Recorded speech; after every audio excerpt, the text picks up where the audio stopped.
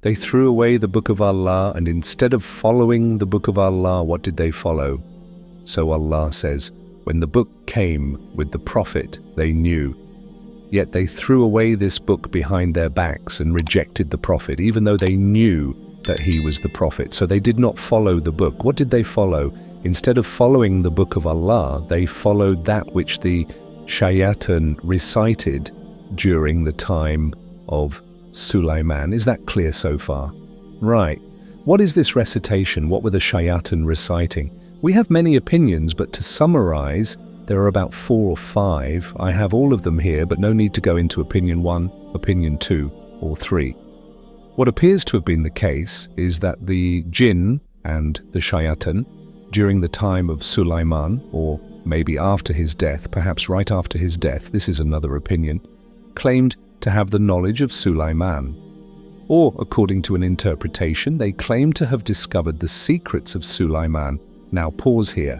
What secrets of Sulaiman? How he controlled the jinn and the animals. How he controlled the jinn and the animals. Now I don't need to tell you. Maybe I do need to. I don't know. We all should know, those of us who have studied a little bit of Islam, that Sulaiman was given something that nobody else was given. We know this. Sulaiman was given something that no other prophet was given, no other person was given. And in other verses we learn, we gave him the power to speak to animals. So the animals and all of the armies of Sulaiman, from the jinn, the inns and the birds, all of these were armies of Sulaiman. So Sulaiman was given the power to control the jinn and even the animals and the wind. It is said that after Sulaiman died, or according to one opinion, even while he was alive, the Shayatan claimed to have unlocked his power. What was this power, according to the Shayatan? The Shayatan said, Sulaiman knows black magic, so he is controlling the jinn through black magic. So Allah is saying, this group of people in the time of the Prophet rejected the Quran and instead followed the ramblings of the Shayatan from the time of Sulaiman. Then Allah defends Sulaiman. Sulaiman did not commit kufr. This shows us that practicing magic and believing in it makes a person a kafir, because the jinn accused Sulaiman of being a magician, not of being a kafir. And Allah defended Sulaiman by saying he did not commit kufr. Allah did not say Sulaiman was not a magician. Rather, he said Sulaiman did not commit kufr. From this, scholars have derived that practicing magic and believing in magic is disbelief in Allah. Clear, right? Because Allah defends Sulaiman saying, rather, it was the Shayatan who committed kufr. How did they commit kufr? They were the ones teaching mankind sihr, magic. So, what is the origin of sihr? Shaitan teaching men, not Sulaiman. Sulaiman did not control the jinn through magic. How did Sulaiman control the jinn? Allah gave him the power. Allah subjugated the jinn, not magic. So what do the magicians do then? And these people are also following what was revealed to the 2 angels in Babylon. And these 2 angels are called... Now pause here. This ayah is very dense. So much information is packed into it. We have to go bit by bit. So let's pause here. What is Babil? And who are these 2 angels? We don't believe that any angel was transformed into a human, but the Quran clearly says 2 angels came down. And these angels were called Harut and Marut, and they came to the city of Babylon. And what was revealed to the 2 angels at Babylon? Okay, so what was revealed to these 2 angels in Babel? First, where is Babel? Where is Babylon? Iraq. And how ancient is Babylon? It is said to be the most ancient city. There was no city before Babylon at that level. The first real civilization was Babylon. So we are going back pre-Abraham. We're going back to the earliest of times, way before Musa, way before Sulaiman. So Allah is telling us, when did magic begin? This is the story. Allah is telling us the origins. and they are following what was revealed to the two angels of Babel.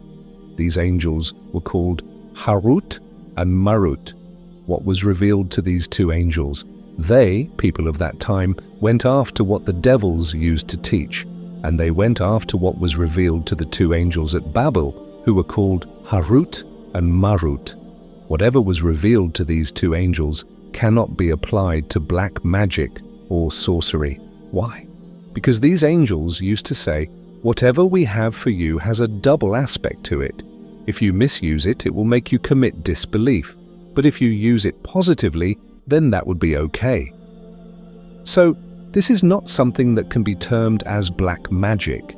It is a discipline that they used to teach, which had both positive and negative impacts. If it was used positively, it could be beneficial, but if it was used negatively, its misuse would cause havoc.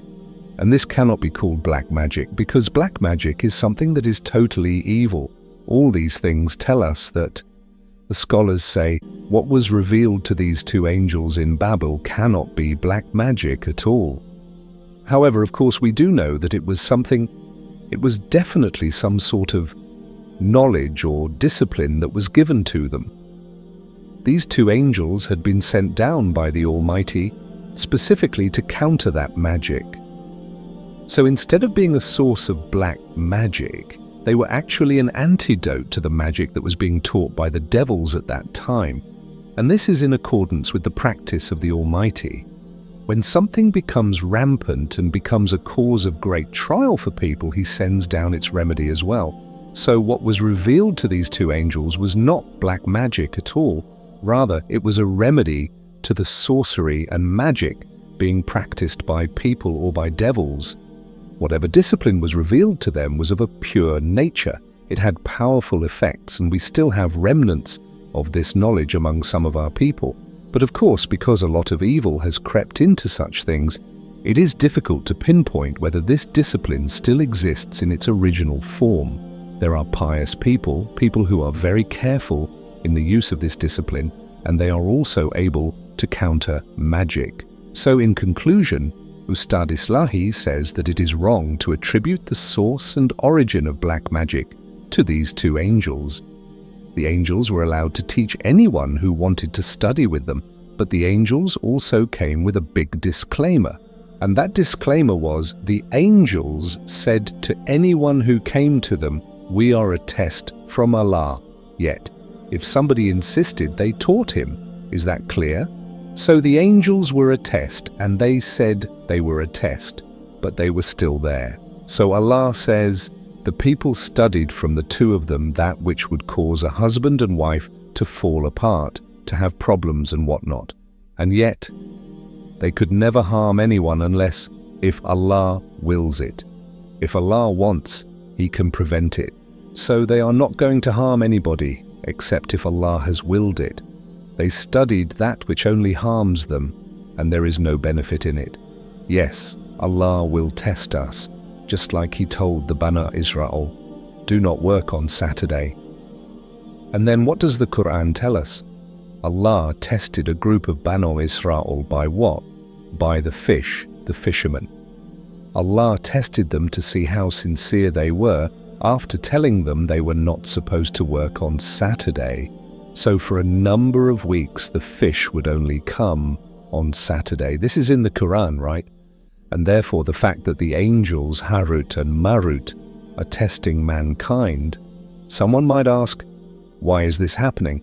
And we say, because this life is a test. This life is a test, and all of us have easy access to sin while living here. All of us. So the fact that sin is accessible is not an excuse. Allah is testing me and you right now by surrounding us with temptations.